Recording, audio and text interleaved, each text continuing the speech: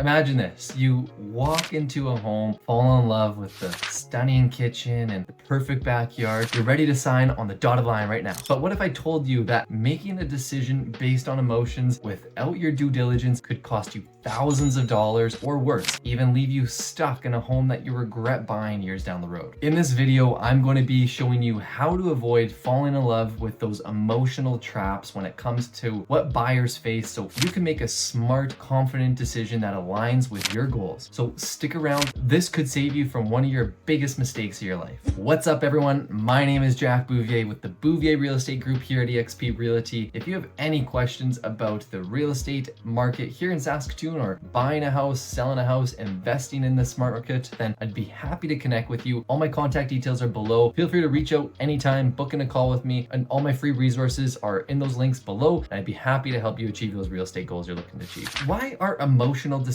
so costly? Well, the power of first impressions has an immense amount of impact. Sellers and stagers know how to create that wow factor that plays on your emotions. Buyers fall in love with a home's decor and overlook sometimes some of those critical flaws that are like outdated plumbing or structural issues that hopefully you have a real estate agent being able to point those out, but as a buyer just falling in love with the property, sometimes you miss those. There's also a large long-term impact and lots of short-term thinking. Lots of times decisions are based off of emotions, often leading to buyer's remorse. There's a statistic out there saying that 75% of buyers have at least one regret about a home purchase that they've made in the past. So often rushing this process will lead you to some sort of regret. So make sure you do your due diligence. There's a lot at stake. These emotional decisions can lead you overspending, choosing a home that just doesn't meet your overall long-term needs, or ignoring some of these red flags. How do emotions even affect decision making? Some common triggers for emotional decisions would be the aesthetic appeal, falling in love with beautiful staging and trendy finishes. Lots of times just the fear of missing out as well, the FOMO, feeling pressured in a competitive market where all your friends are buying houses, but you haven't bought a house yet, so you feel like you need to buy a house. Oftentimes, emotions could cloud your judgment. They can override your logical thinking, making it harder to focus on the facts. When emotions run high, often reason runs low. There's an example back in the day when I was working with a client. They fell in love with the place, but I told them that there's a lot of work that needs to be done here. They did not listen. They just wanted to buy the house, and later down the road, they realized that it was a lot more work than they're expecting. Some strategies to avoid some of these emotional decisions. Define your non-negotiables. Create a checklist of exactly what you must have in your property. Example, like the number of bedrooms, the location, specific price after you've got pre-approved, and the deal breakers that you absolutely cannot have. And then also know your nice to haves, the things that you like to have but that aren't a must have. If that home you're looking at does not meet those must haves or minimum requirements, walk away. Don't even consider it as an option. Also, stick to your budget. Determine exactly your maximum price that you will not go above or you cannot go above, and don't let emotions push you beyond it. Strategy number 2 would be simply to reflect and pause. Take a couple moments, couple minutes if you have to, hours, days, whatever the case may be, maybe not days if it is a competitive market, but take a moment to just reflect, give yourself some time, avoid making those offers on the same day as the showing. Take at least 24 hours to review some of your options. Ask yourself, would you still love this home if it didn't have that gorgeous island or beautiful clawfoot tub or whatever that you're looking for? Would you still love that home? Consult with your real estate agent, as they are there to help you weigh the pros and cons logically without allowing those emotions to influence their decision. They're going to help you understand if it's the right fit for you. Next, you're going to want to simply focus on the bigger picture. Think long term. Will this home meet your needs 5 to 10 years from now? Consider some of the factors like that resale value, some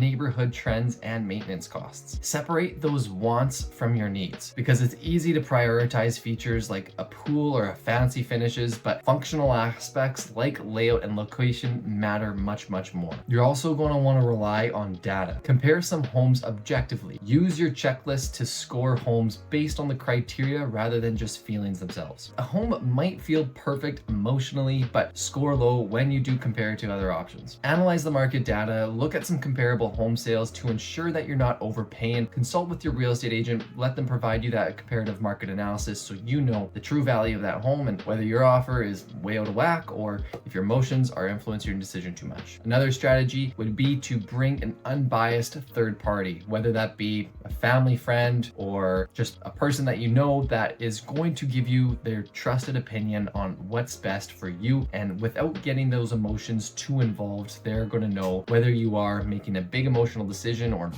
Some red flags to consider are with overwhelming staging. If the staging seems to be too much and distracts you from some issues like poor natural light or awkward layouts, then just be very mindful of that. Another thing is aggressive sales tactics. If an agent or a seller pressures you to make a quick decision, that's a red flag. Stay away. Another big red flag is if you just ignore the inspection report. If you think that this house is perfect, there's nothing wrong with it, you just love it head to toe, then that's a red flag that you probably are too much in love with that property. The last red flag is buying based off of trends. If you think that your blue and white and silver, gold, island countertops are in right now, well, if that's not going to be in 3 to 5 years down the road, that's going to be a costly mistake to get it up to date to that current market trend. So do what's right for you, what you love, and not just based off of the trends of what's popular on social media. So some tips to make an educational, logical decision are educating yourself about what's happening in the market, what's happening in the neighborhoods, and some potential challenges ahead of time. Keep perspective. Remind yourself that there is no such thing as a perfect home. Focus on finding that one thing that meets 80 to 90% of your needs. You want to make sure that you document everything. Take photos and notes during the showings to compare homes later. And lastly, remember to stay calm. There's always going to be another home. If it's not this one, there will be another one. Just relax. It will come, and if you can't find it, you might be able to build it. Avoid making those rushed decisions out of fear or excitement.